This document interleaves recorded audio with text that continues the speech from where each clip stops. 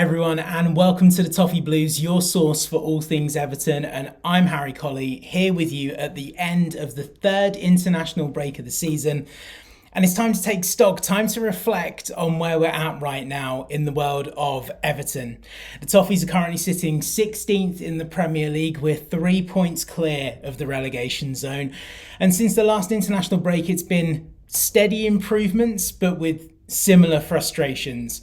Sean Dyche's side returned from the last international break with a big 2-0 win over Ipswich Town on the road.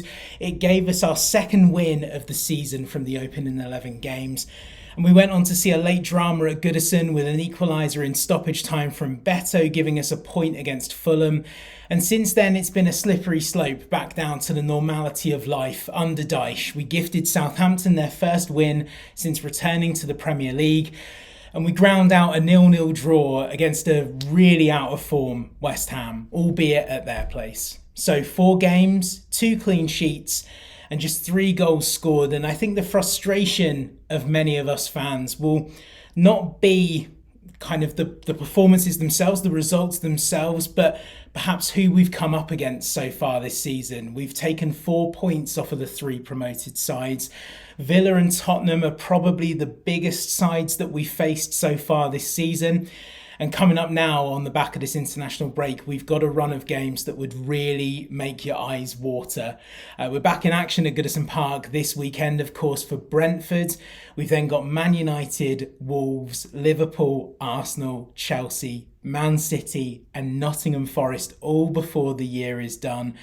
It's looking like it's a very bleak winter for Everton, with Wolves looking like really currently the only winnable fixture. But even then, we know they're our bogey team. We've not had much joy against Wolves in the previous seasons.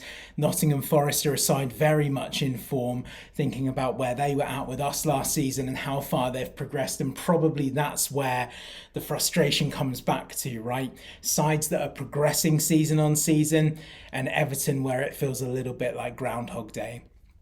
We need to find form, and we need to find form fast. So today we're going to take a look at the squad ahead of this mammoth run-in to see who's played well so far this season and who needs to step up in the coming weeks. So in terms of who stood out so far this season, really can't take this video any further without talking about new signing Iliman and Dye. Everton's number 10 has been a breath of fresh air for us this season. He signed from Marseille in the summer, and to be totally honest, I will hold my hands up and say I had massive doubts about this one, and it's why I'm not part of Everton's recruitment team. 3 goals from the ever-present forward has seen him capture the hearts of a large chunk of our fan base, and maybe more for what he offers on the ball. I think there's those flurries of flair, that breath of energy into otherwise really quite dull and frustrating team performances. I think we'll certainly be hoping that we can keep him fit throughout December, and many will call for him to play in that number 10 role now. He's been out wide for some of these games in the last run-in. We want to see what he can do in the middle. And there's plenty more to come, I'm sure, from the new fan favourite. And next we turn to a man that's just kept 2 clean sheets over the international break. He's doing incredibly well for England and has never really let England down. And I think at the start of this season, there were maybe concerns that his form was going back to that erratic goalkeeper that we saw during his early years at Everton. But I mean, he showed against West Ham, he showed in the game against Greece that he's a player that will win you more points than he'll cost you. I think he's undoubtedly England's number 1. I think many have tried over the years to kind of come for that crown, and he's held on. He's fought off big competition and big pressure from the media as well. And I think he's an undeniably the huge reason why we're seeing that steady progression back to the hard to beat, resilient side that were grinding out points at the back end of last season. I think also it's important to note that in light of the economic climate and our financials, that he's also possibly, aside from Branthwaite, one of the very few sellable assets that Everton have left, and obviously not someone that you would ever want to consider selling, because who do you replace him with? But one of those ones that his performances, I think, should speak more, and I'm surprised that he doesn't get linked with a move away as much as, say, a Branthwaite does. He's seen an ever-changing back 4 in front of him this season. He's providing, I think, leadership qualities. I know not everyone sees that quality in him, and I think he'll be another player who is absolutely crucial for us during this tough time. I think he'll be the difference between whether we draw games that maybe we could lose, and maybe win games that we might have ended up drawing. I think he's that crucial. Now comes the point in the video where I need to publicly apologise to Ashley Young, and may my apologies be as loud as my disrespect was. He's arguably our most improved player from the beginning of the season until now. He's chipped in with assists, he's got good crosses, he looks calmer going about his business in defence, and he's showing that on his day, he's probably Everton's best option at fullback currently. Now, don't get me wrong, I think that says more about our recruitment than it does Ashley Young. Much like Johnny Evans at Man United, I don't think Young expected to be the first name on Sean Dyche's team sheet at 39 years of age. But as long as he keeps calm, I say carry on. And at least until the takeover happens and we can try and recruit some people born this side of the year 2000.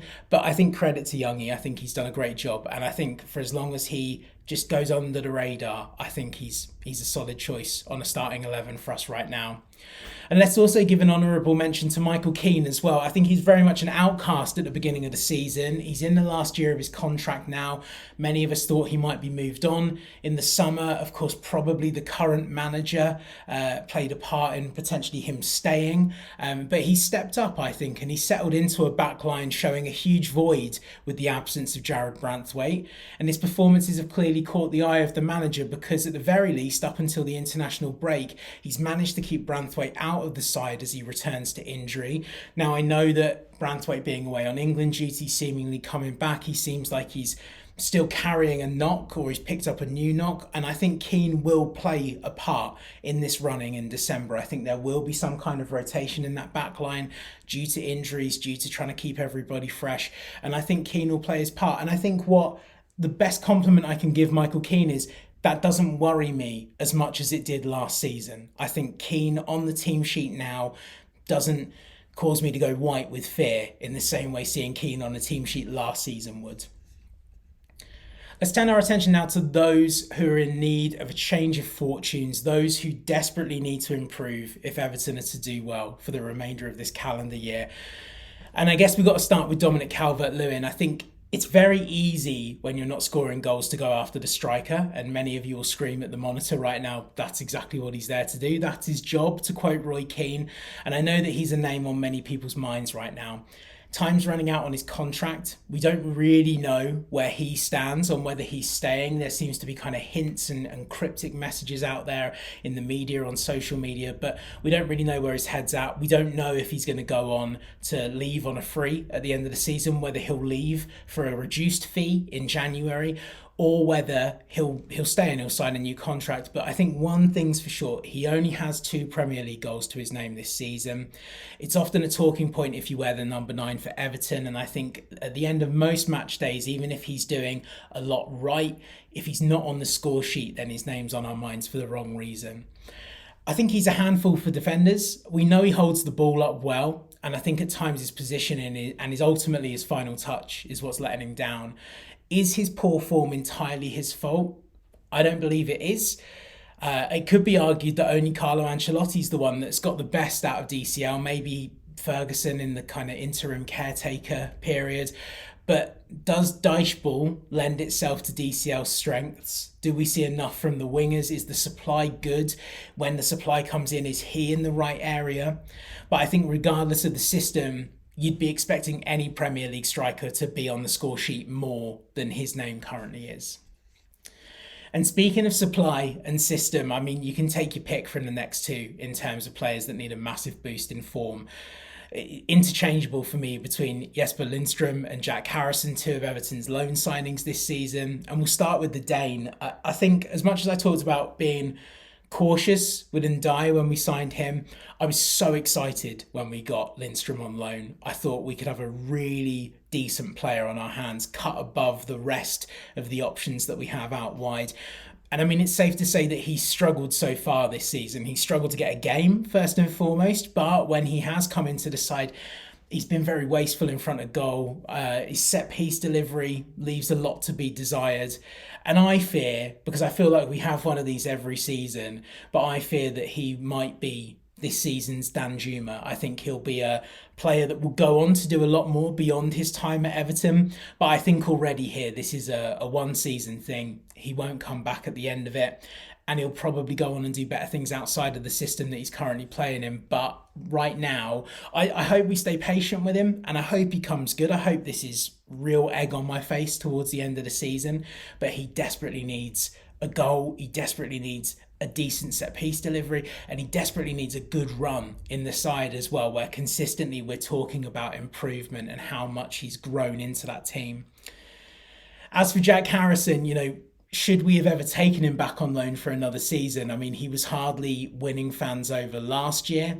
I think ultimately this one was a transfer of convenience. It was a warm body in a depleted squad. And there have been small, and I mean small, signs of improvement.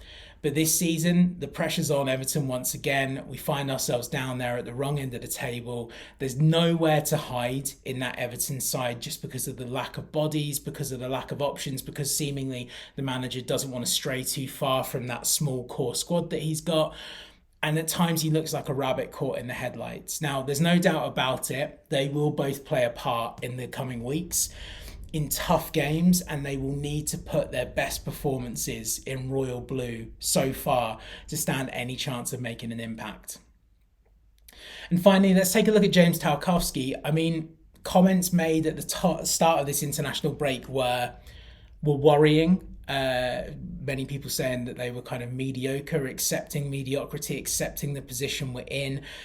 Is it leadership quality? He's the vice captain when Seamus is, or he takes the armband when Seamus isn't playing. And we understand that he's carried knocks for most of this season so far.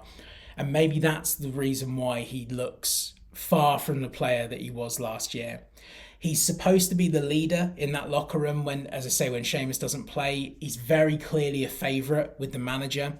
He's not going to drop out of that side anytime soon, but we do therefore so badly need the strong number 6 that we saw last season. If Everton are to come through the next month without too much embarrassment, it's got to happen. And I mean, time catches up to all of us eventually, and we might be seeing a Taki where the best years are behind him. But I think where we need to learn from this is maybe the scenario with Phil Jagielka. He was a leader, he was a core in our defence for so many seasons under various managers. And maybe we need to be sure before we pull the trigger on this particular topic, because they're hard to come by, aren't they, solid defenders? And maybe this is just a small blip on an otherwise pretty solid defensive record that he has with Everton. The reality is, there's so many names that could have appeared on either half of this video today. We could have talked about more players. Maybe Dwight McNeil floats in that grey area right now. But there are many names that could have featured in the players that have had a good season so far, players that need to improve. I dare say there are more that feature on the second half of this list. And I think despite the slow and steady improvements, too many players are going missing in key moments. Many would have hoped for a move away from relegation dogfights this season. However, despite the points deduction, once again, we're here scrapping it out amongst the newly promoted clubs. We're praying that change in ownership brings about fresh thinking, fresh players, and ultimately a fresh brand of football on the pitch. So who's springing to mind for you this season when it comes to the highest performers and those that are frustrating to watch? Let us know in the comments under the video. That's all for now. Remember to subscribe and follow to the Toffee Blues on X and on YouTube. I'm Harry Colley, and bye for now.